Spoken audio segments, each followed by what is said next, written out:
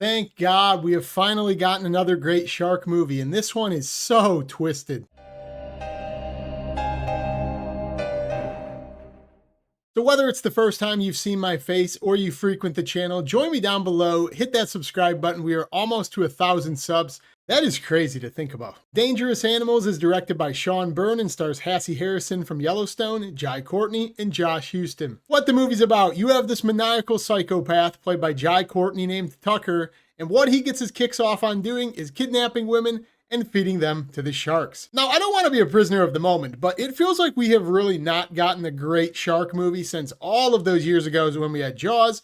Maybe Deep Blue Sea, I also get my fun with that one. I would go as far as to say, right now, this movie might be the second best shark movie ever made, in my opinion, behind Jaws, if not for Deep Blue Sea. That's my top 3 slotted, and it's probably not changing. What makes this movie feel so unique compared to all of those Jaws clones we've gotten is the structure of the film. Usually it's man versus beast, National Geographic, it's survival of the fittest, like can a human outsmart a shark? It's all of that stuff. This movie is not like that because in this one, it's an old school serial killer style movie. It's just his method of killing is to feed people to the sharks. It could just be me, but I think that is just such an awesome premise for a horror film. Actually, it made me think when I was watching it, why has nobody else done this before? Because being fed alive has to elicit some type of primal fear. But then I thought about it, maybe that says more about my character than it does about the plot of the movie. I don't know. In the movie, our main character is named Zephyr, and she would be described as a free spirit. Or as I would describe her, a walking red flag. The hot crazy matrix is in full effect here because she's smoking obviously, but she also has some massive trauma that she's projecting throughout this film. That is all until she runs into a stranger who asks her for a favor named Moses.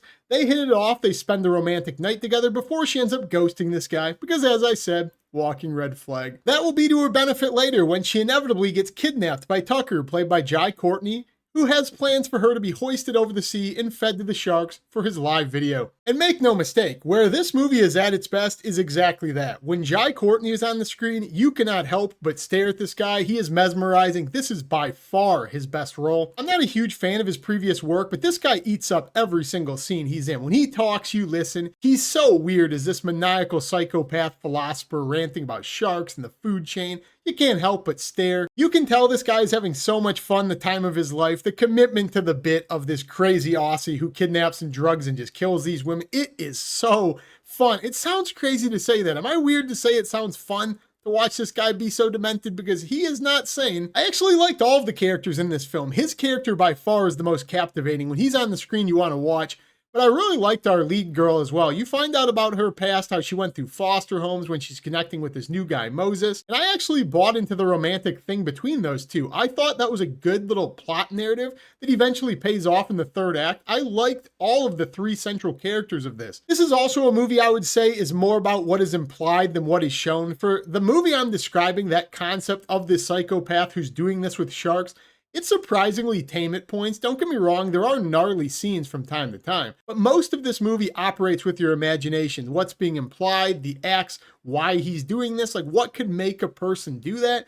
That's what makes this movie so unsettling, more so than, I guess, the standard that's been set in horror films now by the Terrifier franchise of just being a gore fest. It's not really that. There are a couple of really gnarly scenes, as I said, involving gore that were kind of hard to look at, but for the majority of the film, it's playing on your imagination, and I really appreciated that. I don't feel like this is the type of movie that needs shock value. What it's implying is pretty messed up as it is. I also thought this was just a beautiful film. The way it looks out on the water, the contrast of the darkness with the lighting of the boat, the sharks swimming around. This movie is just a treat on the eyes to watch. I thought it was just an incredibly well-made movie. I also absolutely loved the sound design and choices of this film. Very loud, shrieking violins as a score, contrast of sounds. All the sounds really pop in this movie. Whenever somebody hits a chain or something loud happens, boom, like it's very much a standout. I really like that, and it made all of the actions really stick. Just something I like to point out when it's done really well, because this is a movie I feel like if it had worse performances, it didn't look quite as well, or the score wasn't as memorable, I think it would have been a lot more mundane, but all of this put together really elevates this movie to be the best possible version. And I don't even recall if I've said this yet. This movie is crazy intense. Like the theater I was in, People were gasping, people were cheering and clapping at points. Everybody was super invested in this film because from the moment this movie gets going, it doesn't pause too often. It's a consistent cat and mouse game between our main girl and the psychopath, which leads to never-ending tension trying to root for her to escape, all of these ways she's trying to outsmart him doing the same as well. Speaking of that theater experience, I need to point out for full transparency because I think it really does matter. I think I had like the optimal theater experience when I saw this film. I sat next to this couple that didn't know the type of movie this was when they walked in, and they were gasping. They were talking about leaving. It was so suspenseful. This was like the creme de la creme of experiences people like me, horror movie fans, go for when you just get to watch and experience and live through somebody else. People who didn't know what they were getting themselves into. That's what I got to experience watching this couple just lose their minds. I truly believe the theater experience is infectious like that. Part of the reason I still go and pay to see so many movies in theaters, all you hear about on the internet is the terrible experiences of kids talking and texting. This was the inverse. I got the awesome experience of just a super invested crowd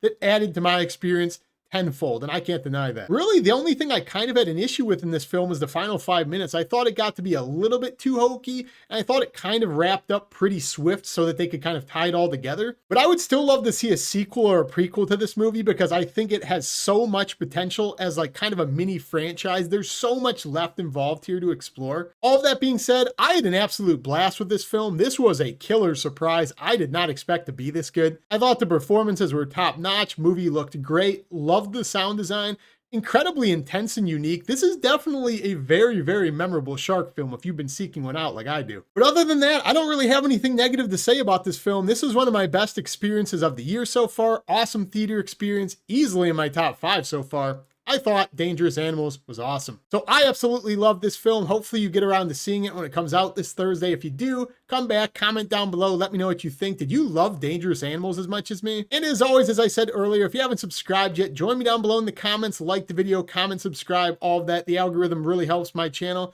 But I will see you in the next review. Peace!